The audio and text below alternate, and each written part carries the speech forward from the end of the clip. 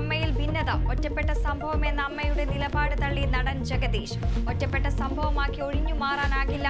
ആരോപണ വിധേയർ ശുദ്ധി തെളിയിക്കണമെന്നും ജഗദീഷ്. കേസെടുക്കുന്നതിൽ എതിർപ്പില്ലെന്ന് general secretary Siddique.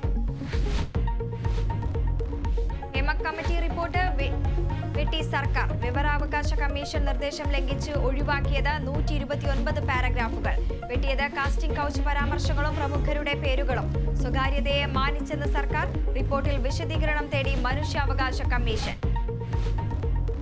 Hema committee report വെട്ടിയതിനെതിരെ പ്രതിപക്ഷം. വേട്ടക്കാരുടെ സ്വകാര്യതയാണ് സർക്കാർ സംരക്ഷിക്കുന്നതെന്ന പ്രതിപക്ഷ നേതാവ് വി.ഡി. സതീശൻ.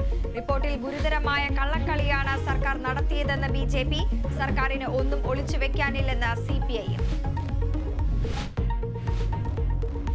മുണ്ടക്കൈ ചൂരൽമല ദുരിതബാധിതരിൽ നിന്ന് ബാങ്കുകൾ വായ്പാ തിരിച്ചടവ് ഈടാക്കിയതിനെതിരെ ഹൈക്കോടതി.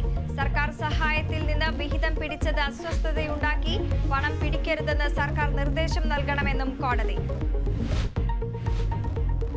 ജോലിഭാരത്തിൽ വലഞ്ഞെന്ന് പോലീസ് അസോസിയേഷൻ. പ്രവർത്തന റിപ്പോർട്ടിൽ രൂക്ഷ വിമർശനം. പോലീസിൽ ഇപ്പോഴും കൊളോണിയൽ സംസ്കാരം. പോലീസിൽ സ്വയം പിരിയൽ കൂടിയെന്നും റിപ്പോർട്ട്. നരേന്ദ്രമോദിയുടെ യുക്രൈൻ സന്ദർശനം തുടരുന്നു. യുക്രൈൻ പ്രസിഡന്റ് സെലൻസ്കിയുമായി കൂടിക്കാഴ്ച നടത്തി. സംഘർഷത്തിൽ ചർച്ചയിലൂടെ പരിഹാരം കണ്ടെത്താൻ ശ്രമം.